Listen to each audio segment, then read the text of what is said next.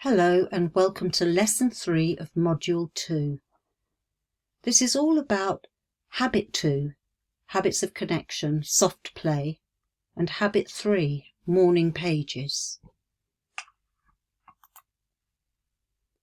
So the first habit of connection that we're going to look at is called soft play. And this is the second habit of connection to create a deep and intimate nourishing of your body, mind and spirit. Once a week, you take yourself off alone and replenish, recharge, explore and risk. Soft play is about bringing more adventure, more love, courage, joy and abundance into your life. Because nothing attracts synchronicity faster than getting in a flow of newness. Therefore, new adventures are the name of the game. Here are the guidelines for your soft play. The first one is, it must be done alone. So you don't take along any children, any partners, any parents, any friends. It's best done if it's done weekly on a regular basis. But still, if you can only do it monthly or every 2 weeks, that's better than not doing it at all. Just don't put any pressure on yourself. Do what you can. Try and get into this habit. Make it a minimum of 1 hour. And the key is to plan your soft play times and sessions in advance.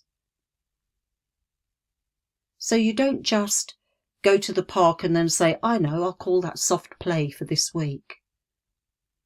However, if you've put it in your calendar that on Wednesday at 1 o'clock, you are going to take a nice walk in nature and jump in some puddles, then that's your plan. Here's some ideas for you. Think about the following. Although it's about new experiences and abundance, it doesn't have to cost a fortune. In fact, you can do an awful lot of things that are free. Think about what you loved to do as a child. Maybe you used to do jigsaw puzzles and you haven't done them for a long time. Maybe you always wanted to start playing an instrument, but you never did it. What rejuvenates and replenishes you? Is it dancing? Is it going somewhere? Doing something? What's something you've always wanted to try? Because this is your opportunity to do that, to give yourself that 1 hour just for you each week. What life do you secretly wish you led? Could you do a little bit of soft play around that? Because the key is to take it lightly and do it. Don't make grand plans that you know you're not going to be able to achieve.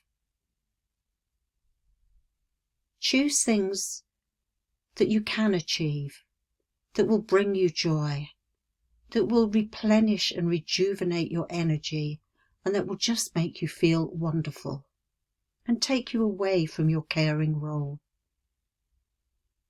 Because investing your time and energy on yourself is something to look forward to each week. And I know it's not going to be easy, especially sometimes.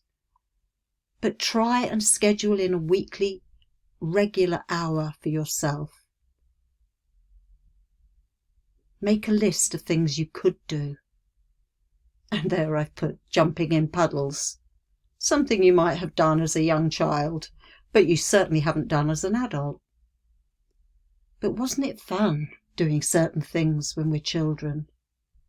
And we lose that sense of fun as we gain more and more responsibilities and as life becomes more and more challenging.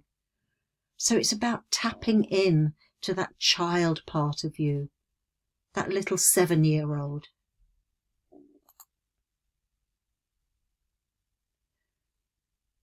The last habit of connection is called morning pages.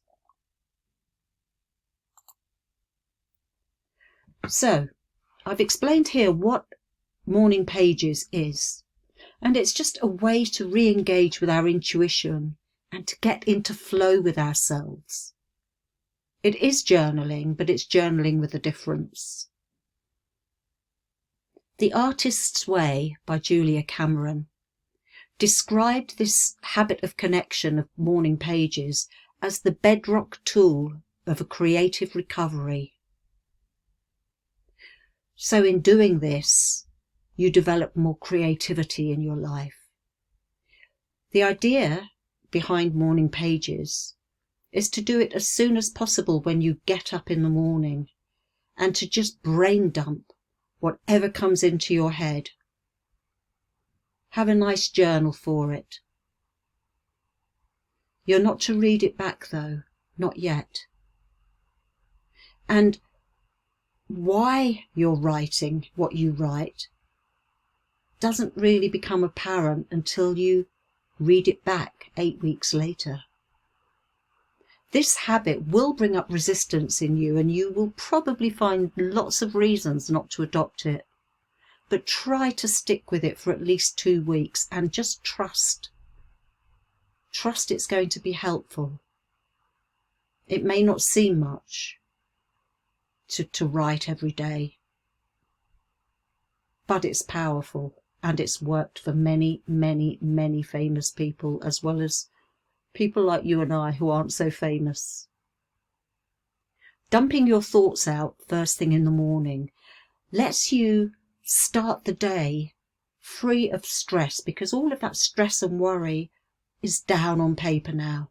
You've dumped it out, and you can face the day ahead with a clear head. Here's the guidelines. You do it as close to the first thing in the morning as is humanly possible. If you can't do it in the morning, don't worry. If you do it at night, it's better than not doing it at all. If you do it in the afternoon, it's better than doing it at night. The closer to the morning, when you're bleary-eyed and you haven't had time to think too much, because we're looking for thoughts that are coming from your unconscious, things that are going on beneath the conscious level, things that really matter to you. And you'll be surprised when you read back some of the light bulb moments you have. So you write 3 full A4 pages of whatever is in your head. 1 page, okay, 1 page is better than none, 2 pages are better than 1, but the best results are on the back of 3 pages every day. Do it every day. Again, you know, when you can do it, it's better than not at all, but 7 days a week is best. The thing to do is to write quickly. Don't censor anything you're writing, don't judge, don't stop to think, you just write. And if you stop writing because you go blank, just write, my mind's gone blank, or I can't think of anything to write, or, oh, look at that brown carpet, there's a stain on it. Just say whatever you're thinking at the time until you start flowing again. It's really important you don't reread your writing for the first 8 weeks. Don't throw it away. Just keep them safe. Keep your writing safe so you can read them at a later date. And don't ever show your pages to anyone else, because these are all about you. It's your opportunity to muse, to rant, to go off into flights of fancy, things you've secretly always wanted to say, to do, your secrets, desires. Just go as deep as you can. Deeply where perhaps you can't do in your real life, but you can on paper in this time that you're giving yourself. It's fine if you're writing, it ends up with lots of to-do lists, and maybe some to-don'ts list. It's fine. Just write what comes into your head. Brain dump. The most important thing, don't judge what you're writing. Don't start to write something and think, oh, I shouldn't be writing that. Just write. What comes out needs to come out. And as I said before, this practice has been used by millions of people before you because morning pages work. So another short lesson today, because you've been given another 2 habits of connection. And I would like you to make a list of soft play ideas and start to work out how you can get a regular break each week if possible. And I always put if possible because we have so many responsibilities to various other people, including ourselves, and some weeks are busier than others. So do what you can. And then choose the first thing that really appeals to you. Choose a day or a time in this week or the next week, whenever you can start, and schedule that thing in. You don't need to tell anyone what you're doing. Make it as weird and wonderful as you like. And buy yourself an A4 pad or book and set a date when you will start implementing this habit of morning pages. Don't give in to the resistance. Just do it. You won't know how powerful this exercise is until you've done it. And like anything in life, it can be a drag if you have to get up early and you've already got so many things that you need to do.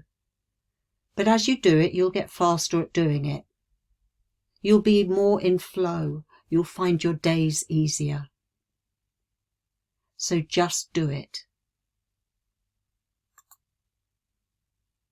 You have now completed Module 2. Congratulations. I hope you've learned a lot in these lessons. Self-compassion is a difficult one because we do resist it, especially when we're giving out so much compassion to other people that we love and we care for. But you are so worth having some compassion shown to yourself, by yourself, when I bet a lot of the time you're giving yourself a hard time. So do try to do the habits of connection and speak to yourself kindly and notice the changes and ask people. It may take a while, but I know you'll get there.